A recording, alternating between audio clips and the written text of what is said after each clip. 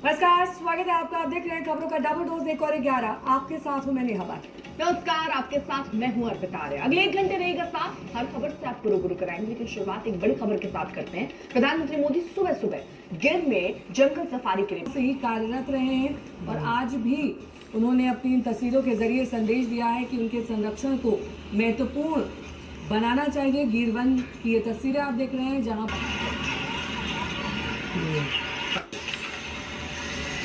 चुनावी आहट दिखाई दे रही है, क्योंकि सियासत वहां पर लगातार तेज हो रही है। आज बिहार का बजट आने वाला है। वित्त मंत्री सम्राट चौधरी बजट पेश करेंगे। बतौर वित्त मंत्री वो दूसरी बार बजट पेश कर रहे हैं। दोपहर तकरीबन 2 बजे विधानसभा में सरकार का ये बजट पेश सरकार के खिलाफ प्रदर्शन किया। बिहार में वृद्धावस्था पेंशन और दिव्यांग पेंशन की राशि बढ़ाने की मांग दरअसल उठाई जा रही है और इसको लेकर सत्र लेने के आसार है रोहित, क्योंकि आरजेडी अपने एजेंडे पर कायम है। उनका कहना है कि क्या दिया है नीतीश कुमार ने इतने सालों में बिहार को।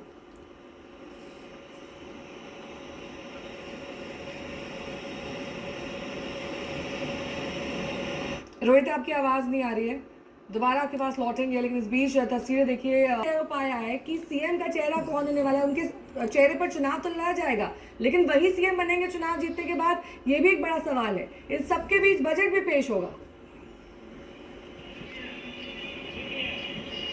बिल्कुल, देखिए आपने ठीक कहा, चुनावी वर्ष है। ऐसे में आज इस मौजूदा सरकार का आखिरी बजट जो है वो पेश हो 24 से 26 मार्च तक दिल्ली विधानसभा का बजट सत्र है और बजट से पहले दिल्ली की नई मुख्यमंत्री रेखा गुप्ता मान ये जो अलग अलग दिन आवंटित किए गए हैं, किस डिपार्टमेंट से, महिला संगठन से, शैक्षणिक संस्थानों से सुझाव मांगे जाएंगे, फिर उनको बजट में शामिल किया जाएगा। ये पूरी प्रक्रिया कुछ सरल और आसान तरीके से जरा समझाइए, कैसे इन सबको बजट में इनकॉर्पोरेट किया जाएगा, सुझाव माने जाएंगे, कौन से सुझाव अलग रखे जाएंगे, क्या कुछ होगा।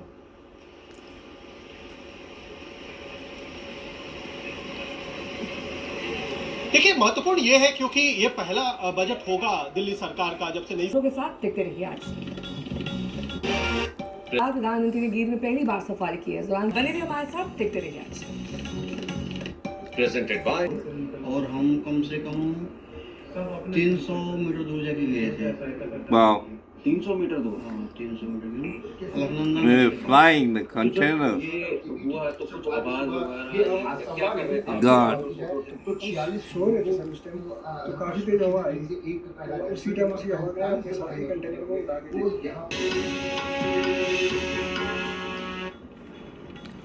हरियाणा की हिमानी नरवाल मर्डर मामले की गुत्थियां सुलझती दिख रही है। रोहतक के बस स्टैंड पर हिमानी की लाश सूटकेस में पाई गई। अब खुलासा ये हुआ कि हिमानी जिस शख्स के साथ रिलेशनशिप में थी, उसी ने हत्या की है। सूत्रों के मुताबिक इस सनसनीखेज मर्डर केस से पुलिस ने एक शख्स को दिल्ली से गिरफ्तार किया है। उस शख्स को हिमानी का ट्रेनी बताया जा रहा है। जानकारी ये मिल रही है कि आरोपी से हिमानी लाखों रुपए वसूल चुकी है। ब्लैकमेलिंग का ये मामला बताया जा रहा है, जिसके चलते हिमानी का मर्डर किया गया। हालांकि अब फोन कॉल्स और फोन में मिली कुछ डिटेल्स के आधार पर कई कड़ियां जोड़ी जा रही। तो हिमानी नरवाल केस में अब तक और क्या क्या खुलासे हुए, इस पर एक रिपोर्ट भी आपको दिखाते हैं। हिमानी का मोबाइल भी मिला नहीं। हिमानी की मां लगातार अपनी बेटी का बचाव करती रही है। ये दावा करती रही हैं कि उनकी बेटी किसी ऐसे शख्स को अपनी जिंदगी में आने नहीं दे सकती जिसका किरदार सवालों में है। दोस्त और बॉयफ्रेंड में भी बहुत फर्क होता है। दोस्त एक अलग चीज होती है, बॉयफ्रेंड एक अलग चीज। वो उसका हमने पूरी रिश्तेदारों ने सब ने पूछा, वो ये कहती थी मैं इस अरविंद ओझा मेरे सहयोगी जुड़ गए हैं इस वक्त तमाम जानकारी के साथ। अरविंद, जाहिर तौर पर पुलिस इसे अलग अलग एंगल से खंगाल रही होगी, लेकिन अब तक प्राथमिक जांच में क्या कुछ पाया गया है? क्या सिर्फ सचिन इस पूरे मर्डर, इस पूरे मामले में इन्वॉल्व है, या और भी लोग हैं इसमें?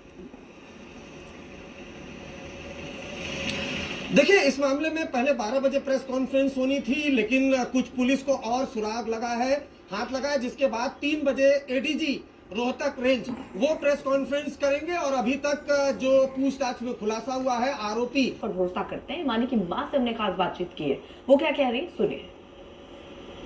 हमारे साथ हिमानी नरवाल की हरियाणा में हिमानी नरवाल चर्चित रही, इसीलिए इस हत्याकांड पर सियासत भी हो रही है और बवाल भी। आखिर जांच कहां तक पहुंची है, देखिए।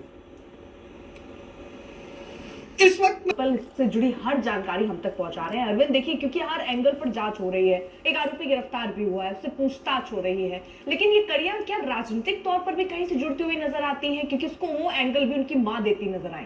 उनका कहना है कि बहुत सारे ऐसे लोग थे जो उनके कद को बढ़ता देख उनसे चिढ़ते थे। क्या इस दिशा में या इस एंगल में कुछ तथ्य या जानकारी मिल पाई है?